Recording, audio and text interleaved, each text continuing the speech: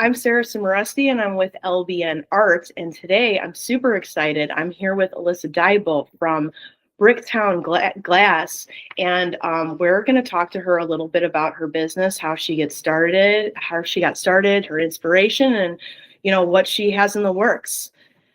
So Alyssa, thank you so much for joining us today. I wanted to ask you a little bit. So you're originally from the UP. You're based in Metro Detroit. You're in Macomb, and you've been doing art for a really long time and building out this business for quite some time. I'd love to know kind of about like your background, back in the UP, now here. Like, tell us a little bit about that. Well, thank you, Sarah. Thank you, LBN, for the opportunity to talk about myself and my business and, being an artist in Michigan. I grew up in the Upper Peninsula. I'm from a teeny town called Rock. I always describe it as 500 people, a blink of the light, and a bar, as many rural towns are. I started doing fused glass when I was 14 years old. So I'm now 36. So it's been a while. It's been more than half my life. My father did stained glass as a hobby. And in 2001, I think it was, or maybe no, I don't know when it was, 2011, I don't know. Sometime we toured the Spectrum glass factory in Woodinville, Washington. So Spectrum at the time was one of the largest glass manufacturers on the planet. Wow. And we saw how colored sheet glass was made in a factory setting. It was super, super cool. And our tour guide did fused glass, and it seemed interesting to me because stained glass requires so much patience and accuracy, and that's just like not my vibe.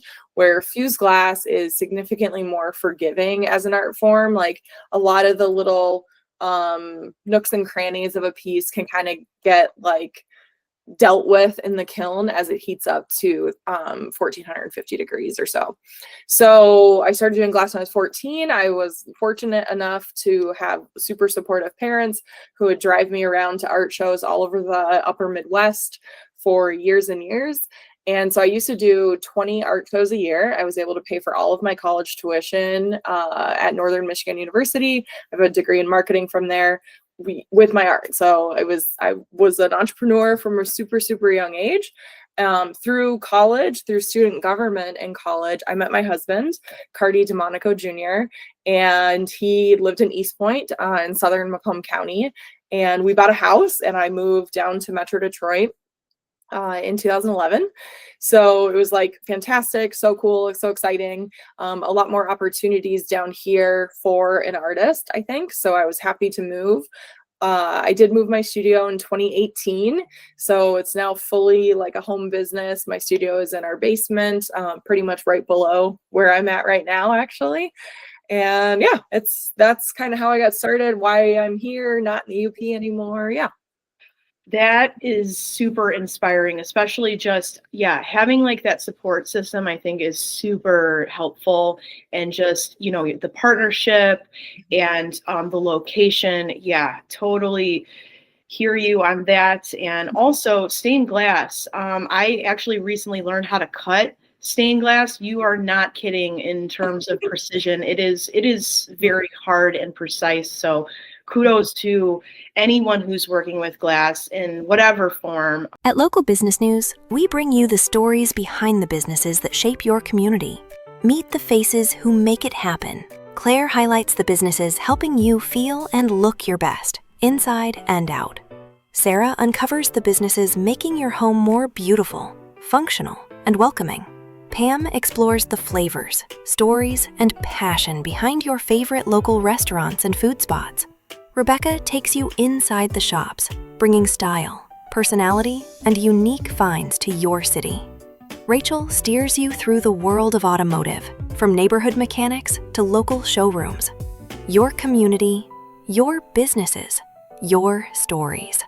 Meet your LBN reporters, bringing local business to the spotlight. Can you tell me a little bit about like some of your inspiration in your work? You have like a lot of colors, super vibrant poppies. You have fish, like just it's a whole creative scene, and I would love to hear about pick your brain about that. So yeah, I definitely, glass comes in like 150 different colors, I would say.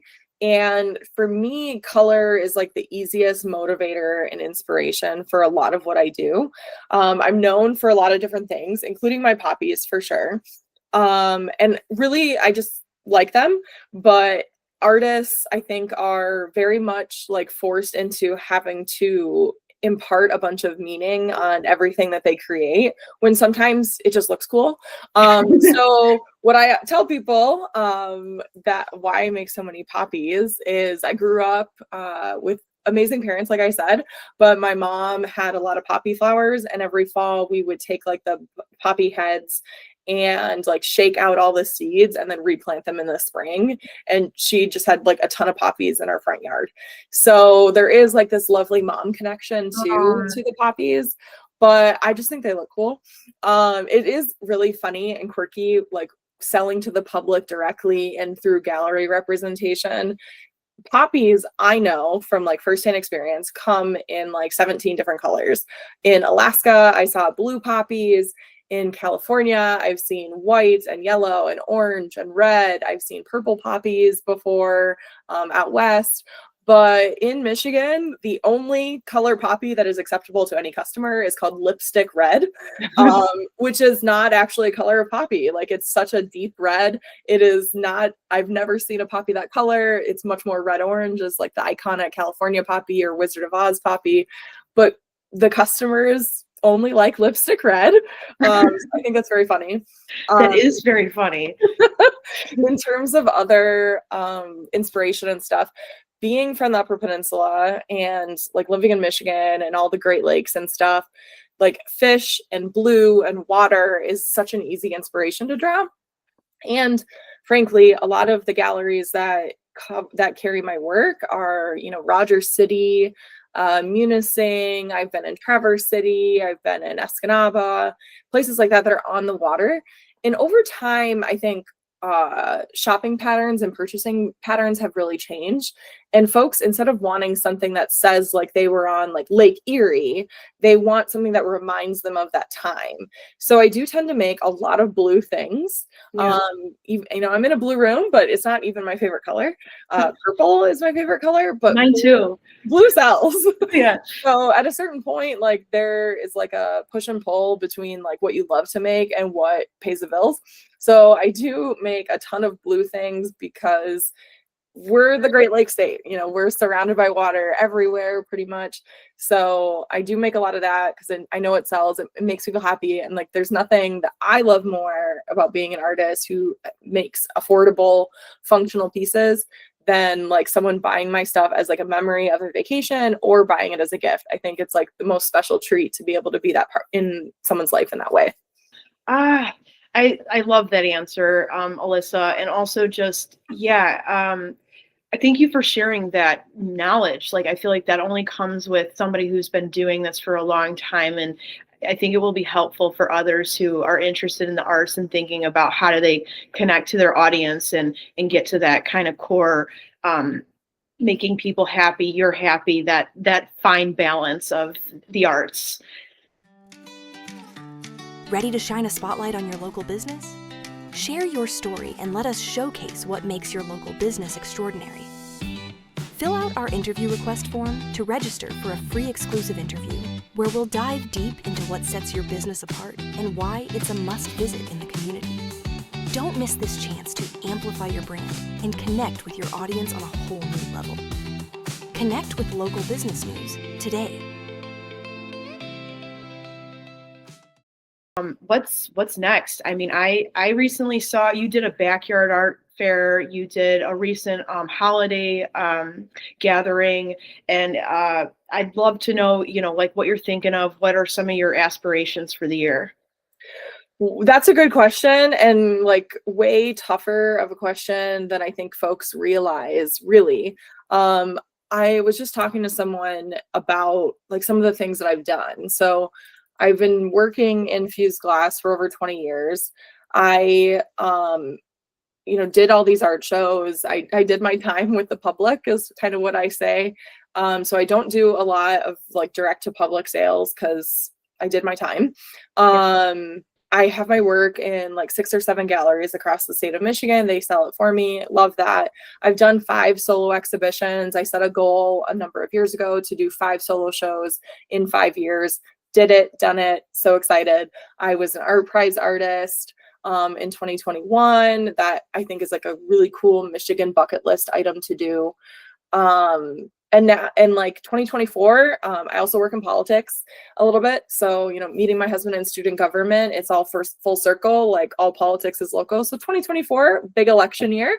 Yeah. So I took a sabbatical from my art, which I needed to do. I needed a creative pause. Like it just wasn't like bringing me that same joy anymore.